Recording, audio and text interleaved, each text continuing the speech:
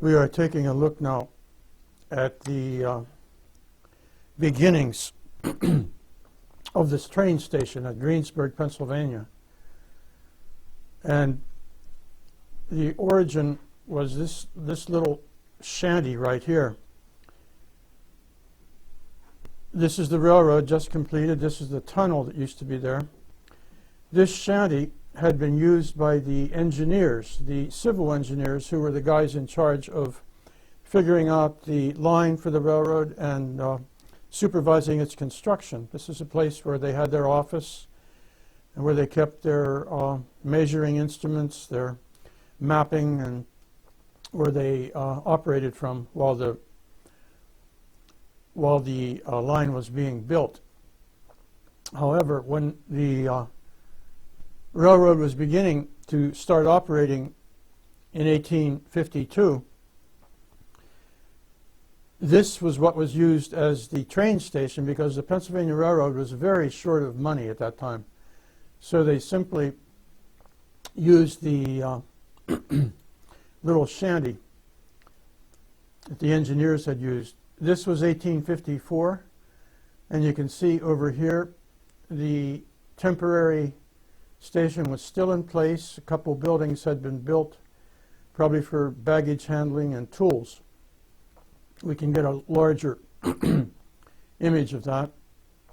This is what they were still using as a train station, the old engineer's office. And it wasn't long until they realized that this building was simply insufficient. It just wasn't big enough. This is pretty much what it looked like.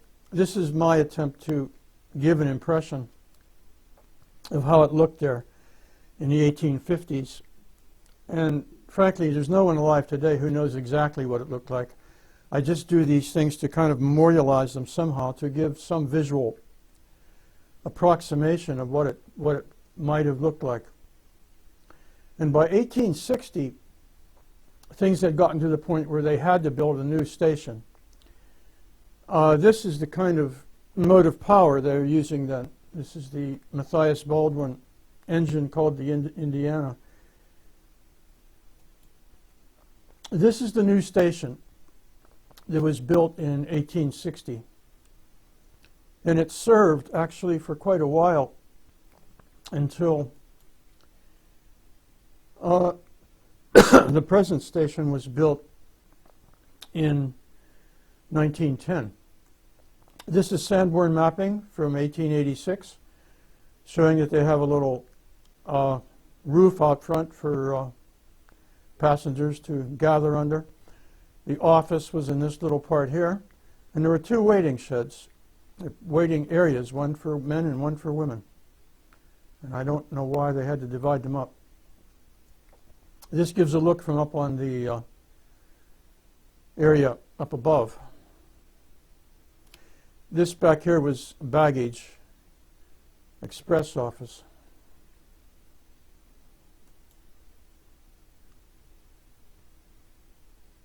Kashi built this big building back here. This was a livery stable, and he also had an operation as a funeral director back here.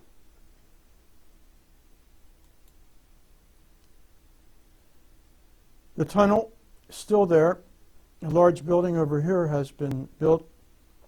These buildings here were lunch counter kind of operations.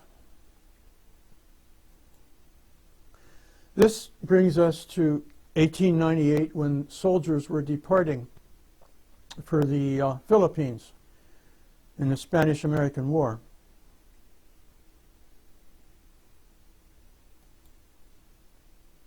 This is 1901, showing the station as it looked then.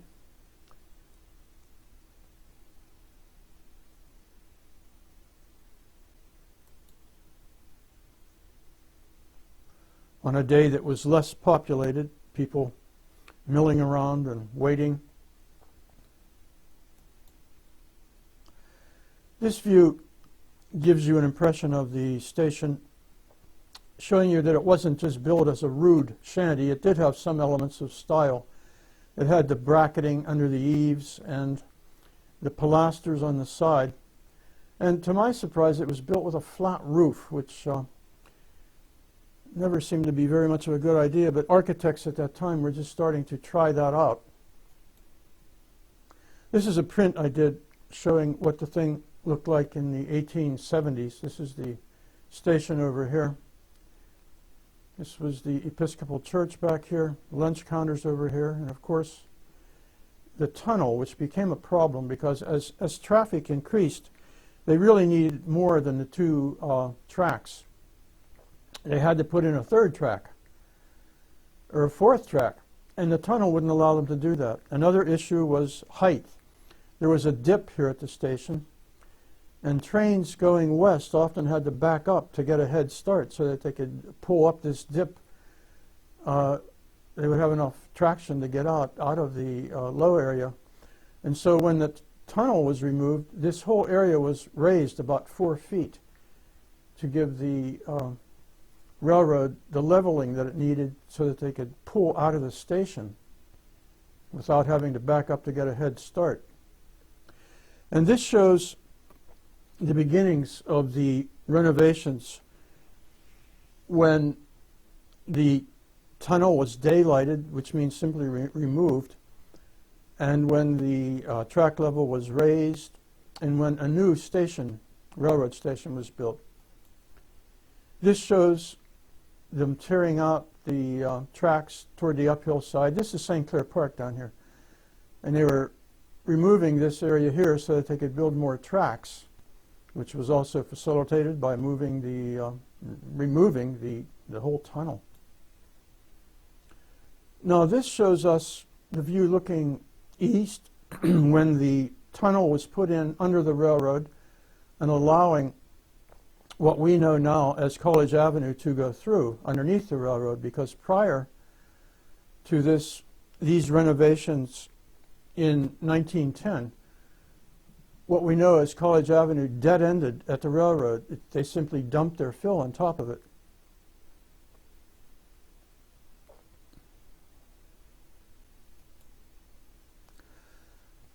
Here is what we see as a temporary spur that was put around the tunnel where they were building it, simply because they couldn't run the railroad over top of where they were building the tunnel anymore.